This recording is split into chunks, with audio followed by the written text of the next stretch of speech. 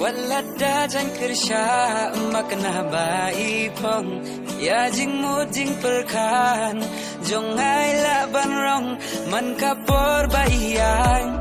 keleng kasnong nadu karyam kabeng labyang lun na dong shadong hey kong te hey kong te hey kong te hey kong te hey kong te hey kong te đi thăng mà phi mà nuôi hey kong te hey kong te hey kong te hey kong te hey kong te hey kong te kilong ko puri play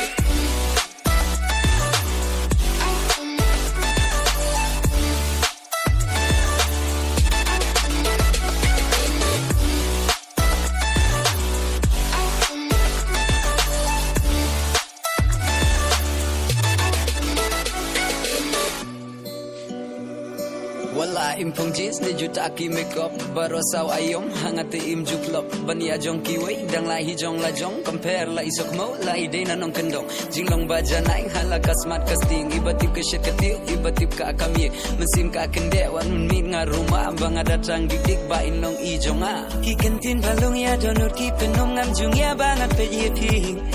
jinglong ba shi surya nga ki pen shobi kam tum lele hamba pirki nga kwa shi sha jong a pinlong Tamba pi day parashnong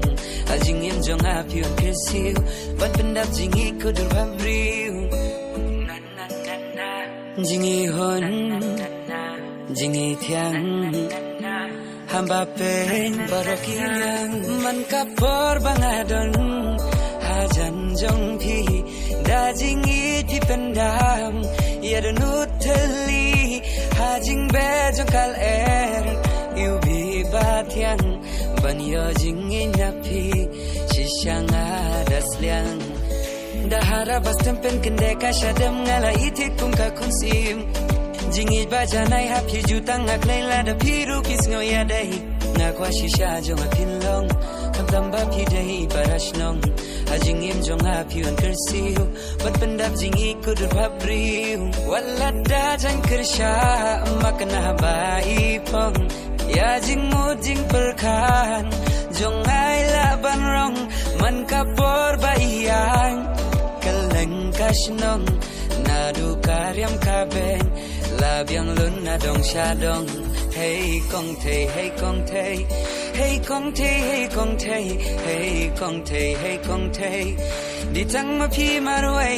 hey kong te hey kong te hey kong te hey kong te hey kong te hey kong te kilong ko puri play